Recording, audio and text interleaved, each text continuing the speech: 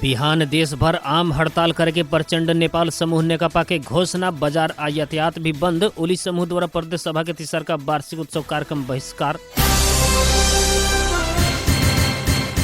अख्तियार के आयुक्त गणेश राज जोशी देनी राजीनामा। सर्लाही के रामनगर गांवपालिका में शीतलहर से जनता के बचेला कंबल वितरण शुरू। देवताल गांवपालिका में रहल श्री नेरा मावी पिपराढ़ी के 2 कोठे भवन के शिलान्यास आ आर्थिक सहायता रकम न दियल कहते स्थानीय से नगर पालिका में तालाबंदी। नमस्कार। बारा जिला के सिमरौनगढ़ में रहल रेडियो बादल 89 मेगाहर्ट्ज तथा इंटरनेट ऑनलाइन के www.radiobadal.com ऐसा ही हमरो पात्रों पर दुनिया भर के साथ प्रसारण हो रहा बादल खबर में स्वागत करता हम नूर आलम बादशाह। अब खबर विस्तार में। नेकपा प्रचंड माधव समूह बिहान बिफे के आम हड़ताल करे के घोषणा कैली बाटे। आम हड़ताल में यातायात, बाजार, उद्योग, कार्यालय सभे बंद रहे के भइला से इन नेपाल बंद जैसा ही विरोध प्रदर्शन रहल बाटे। बिहान बिफे के देशव्यापी रूप में राजनीतिक हड़ताल घोषणा करेला आज 2 बजे पार्टी कार्यालय पेरिस डाडा में आकस्मिक रूप में पत्रकार सम्मेलन की आयोजना कल गेल रहे। प्रधानमंत्री के पी ओली समूह से माघ 23 गते सु के काठमांडू में जनसभा आयोजना कैल से पहले एक दिन प्रचंड नेपाल समूह आम हड़ताल के आयोजना कैले बाटे। नेकपा ओली समूह से प्रदेश 2 के प्रदेश सभा के तीसर का वार्षिक उत्सव कार्यक्रम बहिष्कार कैले बाटे। प्रदेश सभा सचिवालय से प्रचंड नेपाल समूह के नेता के प्रमुख प्रतिपक्षी दल के नेता मानला बाद ओली समूह बहिष्कार कैले बाटे। पार्टी में विवाद आवे से पहले संसदीय दल के नेता रहल सत्यनारायण मंडल रहला पर भी प्रदेश सभा सचिवालय से प्रचंड माधव समूह से चयन कैल संसदीय दल के नेता शत्रुघ्न महतो के मान्यता दिहल कहत ओली समूह बहिष्कार कैले बाटे। वार्षिक उत्सव कार्यक्रम में प्रदेश सभा सचिवालय से प्रमुख प्रतिपक्षी दल के नेता के हैसियत में प्रचंड माधव समूह के महत्व के बोले के दिहल गल रहे।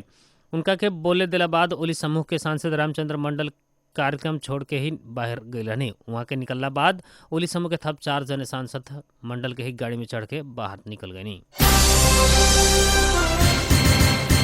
अख्तियार दुरुपयोग अनुसंधान आयोग के आयुक्त गणेश राज जोशी राजीनामा दिले बानी। विवाद के बीच प्रमुख आयुक्त आ 2 आयुक्त नियुक्त भइला के दिन जोशी राजीनामा दिले बानी। नवीन कुमार घिमिरे अवकाश लेला बाद कार्यवाहक प्रमुख आयुक्त के जिम्मेवारी रहल जोशी ऑनलाइन खबर से कहनी कि राजीनामा दे के हम आयोग से विदा हो चुकनी। यद्यपि वहाँ के राजीनामा दिला के कारण खुलावे ना सकनी।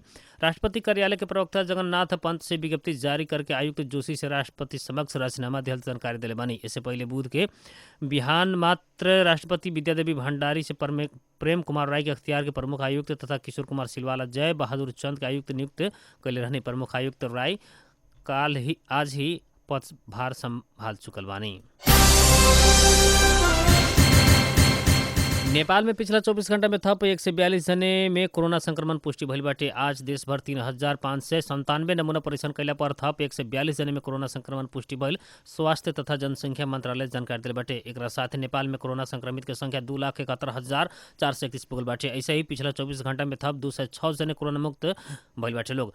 इस सहित नेपाल में कोरोना मुक्त होने के संख्या 2,67,065 पुगल मंत्रालय जानकारी दिले बाटे। ऐसे ही पिछला 24 घंटे में नेपाल में थप 1 जने की कोरोना संक्रमित के कारण मृत्यु भइल बाटे। इस संगे देश भर कोरोना वायरस के संक्रमण से जान गंवावे के संख्या 2031 पुगल बा। सप्तरी से 41 किलो गांजा बरामद भइल बाटे। सप्तरी के हनुमान नगर कंकालिनी नगर पालिका वार्ड नंबर 1 सकरदही में पोरा से लपेट के लुका के राखल अवस्था में लागू औसत गांजा बरामद भइल सशस्त्र प्रहरी सप्तरी के प्रमुख प्रहरी परीक्षक राजू श्रेष्ठ जानकारी दिले बने। उनका अनुसार सार्वजनिक जमीन में राखल पोरा के से ऊपर लपेट के लुका के राखल अवस्था में गांजा बरामद भइल बाटे। गांजा राख के विभिन्न जगह में बिक्री वितरण करे कैल बतावत वहाँ के संबंध में थप अनुसंधान हो रहल बताइनी। सर्लाही में शीतलहर से जनता के बचावेला जनता समाजवादी पार्टी नेपाल निकट राष्ट्रीय विद्यार्थी संघ के केंद्रीय अध्यक्ष मनीष मिश्र मानवीय सहायता के काम शुरू कैले बानी। जिला के रामनगर गांवपालिका में यह मंगर से असहाय तथा विपन्न के कंबल वितरण शुरू कैल गेल बाटे। तराई मधेश में कुछ दिन से पहले बढ़ल अत्यधिक ठंड के कारण जनजीवन एकदम प्रभावित भइल बाटे। शीतलहर आ अत्यधिक ठंडा के कारण सबसे ज्यादा प्रभावित में वृद्ध, विपन्न तथा असहाय सब बानी। जिला के रामनगर गांवपालिका में रहल विपन्न तथा असहाय वृद्ध, एकल महिला तथा अपांग सबके ठंडा में ऊनी स्वरूप कंबल वितरण कैल कार्य शुरू कैल गेल अध्यक्ष मिश्र बथैनी। नेता मिश्र उक्त कार्य गांवपालिका भीतर के संपूर्ण टोल सब में कंबल वितरण करके योजना रहल वहाँ के बतैनी। सप्तरी में मोटरसाइकिल और बोलेरो एक आपस में लड़ला से एक जने की घटनास्थल में ही मृत्यु भइल बाटे। पूर्व पश्चिम राजमार्ग अंतर्गत सप्तरी के हनुमान नगर कंकालिनी नगर पालिका एक भारदह में पूर्व से पश्चिम के तरफ आ रहल लू 25 प 5712 नंबर के मोटरसाइकिल तथा विपरीत दिशा से जा रहल को एक 3999 नंबर के बोलेरो गाड़ी के ठक्कर देला पर मोटरसाइकिल ड्राइवर के घटनास्थल में मृत्यु भइल बाटे। मृत्यु होखला में मोटरसाइकिल ड्राइवर मोरंग के रंगेली नगर पालिका 8 के 37 वर्षीय भीमराज राजवंशी रहल। जिला प्रहरी कार्यालय सप्तरी जानकारी दिले बाटे।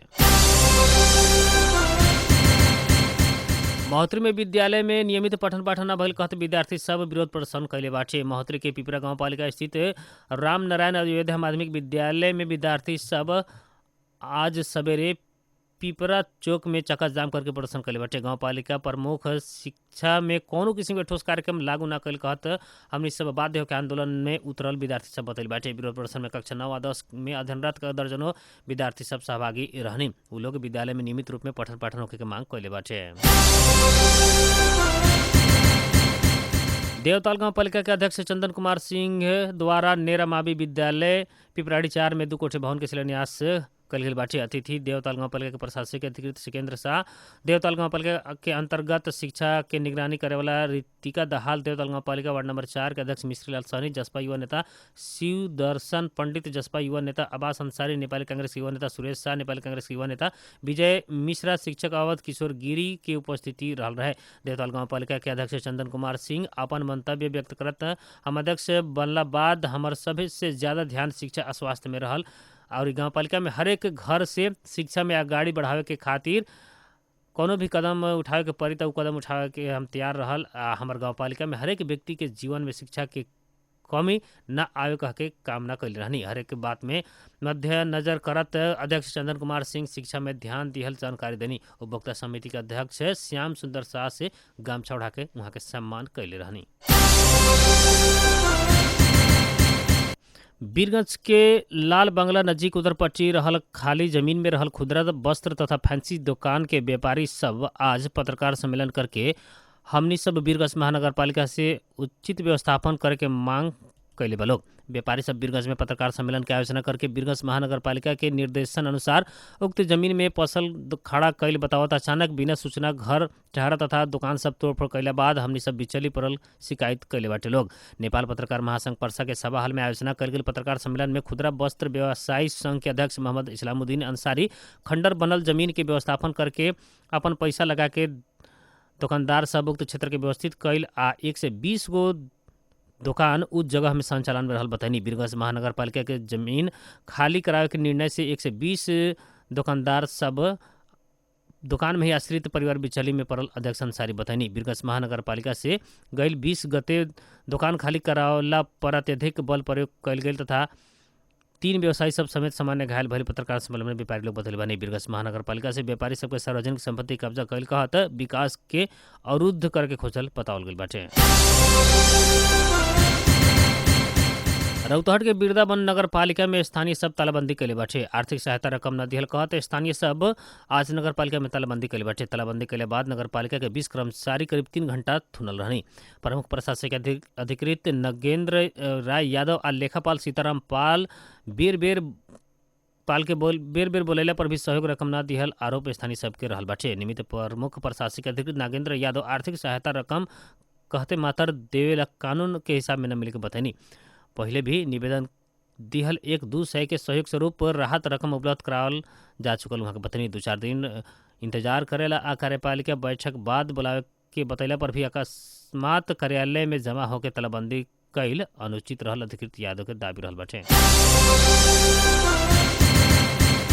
अब मौसम संबंधित जानकारी रेडियो बादल 89 मेगाहर्ट्ज द्वारा मापन कल गेल अनुसार सिमरौनगढ़ लगातार आसपास के क्षेत्र के अभी न्यूनतम तापक्रम 20 डिग्री सेल्सियस रहल बा। ऐसे आज सवेरे 17 दोपहर 26 डिग्री सेल्सियस रहल रहे। आज रात में 13 डिग्री सेल्सियस तापक्रम रहे के अनुमान कल गेल बा। ऐसे आज सवेरे 6:49 में बेर गुल है तो सजिया 5:48 में बेर डूबल बा।